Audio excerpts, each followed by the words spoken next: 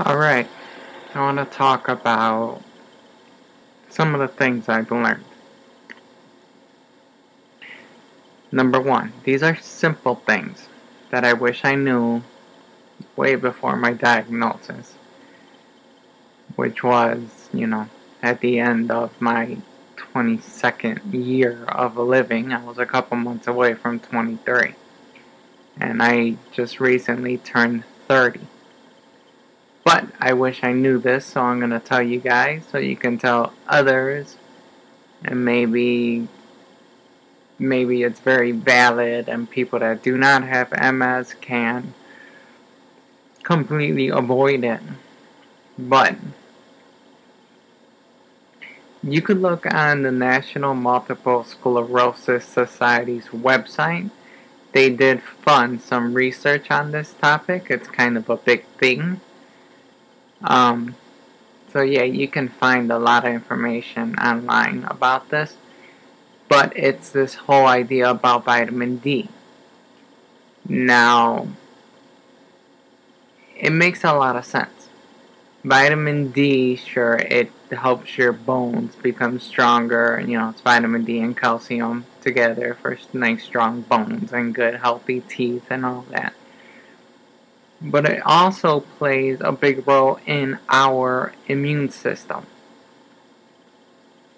So, if you Google the geographic distribution of multiple sclerosis, this is awesome. This is crazy. I have it somewhere. I printed it out. It's probably on my computer also. But it's very interesting to look at it, because along the equator, they practically do not find multiple sclerosis. When you get higher north and lower south, so now we're talking about 40 degrees north and 40 degrees south, it begins to appear quite heavily. Now, when you get to those degrees, those longitudinal degrees on the globe, you're in it's a temperate climate, which means we have summer, we have winter. Now, in the summer, okay, I'm going to refer to Chicago because that's where I live. Here in Chicago, in the summertime, you go outside, you are exposed to sunlight, you open your window, you're exposed to the sunlight. Now, what our body does is our skin absorbs the sunlight, and our body converts the sunlight into vitamin D. And vitamin D is not a vitamin, it's a hormone. There's more in why it's a hormone. But basically, our bodies cannot produce... Let me see how this works. Our bodies cannot produce a vitamin. We must get that from food or supplements. A hormone we can produce. And vitamin D we can produce. So it's not a vitamin, it's a hormone. But we need the factors to produce it. So we need, a lot of times, we get it from sunlight, we convert it over to vitamin D, hence a hormone. Now, in the summertime, yeah, sure, we get sunlight. Our body gets enough sunlight to convert it over to vitamin D. In the winter time, besides being inside because it's freaking cold out there, which this one is not cold. I mean, today is nice. It's January 28th, and it's like 46 degrees out there. And I'm from Chicago, so when you get to the winter months and you get acquainted to the cold, 40 degrees is not cold. And 46 degrees, it is nice. It is seriously nice. I mean, like, I could go to the park and just chill out. But, yeah, so in the winter months, because of the tilt of the planet, you could be outside getting sunlight. But the planet is at such a tilt that sunlight is still kind of indirect. Our body cannot convert it to vitamin D.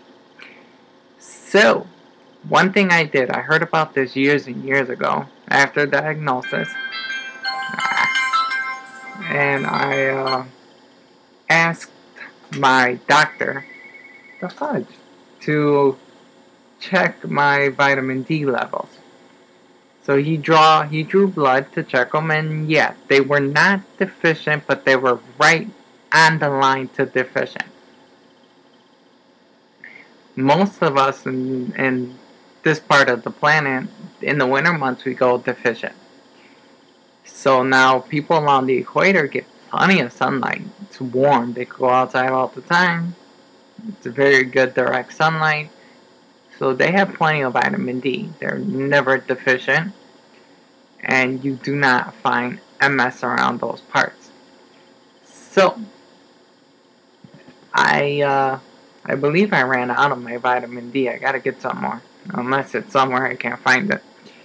I take 5,000 IUs a day of vitamin D. If you look it up, they say 400 IUs a day is 100%. You know, the FDA says that. Which is like, whatever. There's also this whole thing about like a vitamin D toxicity issue. So you don't want to take a crap load. But, yeah, I mean, you take 5,000 a day, you know. But yeah, that's one thing. And let's see, I only have a couple minutes left. Because there's also this whole mercury idea, which I did mention that in the prior video.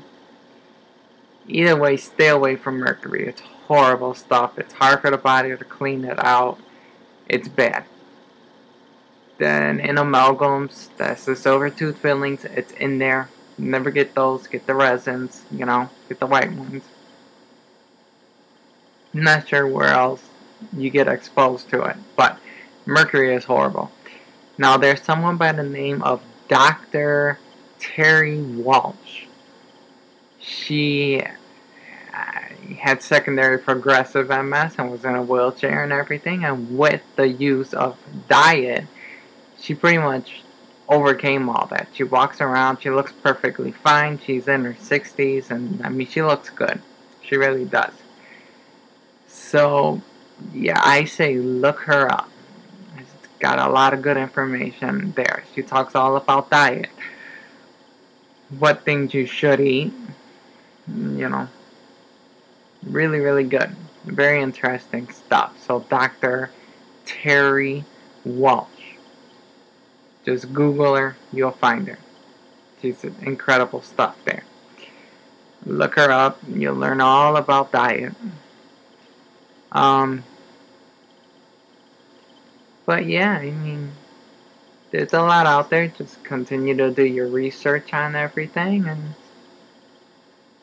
you guys can comment on my videos. You guys can teach me things. I'm not like this incredibly knowledgeable person. No, not at all.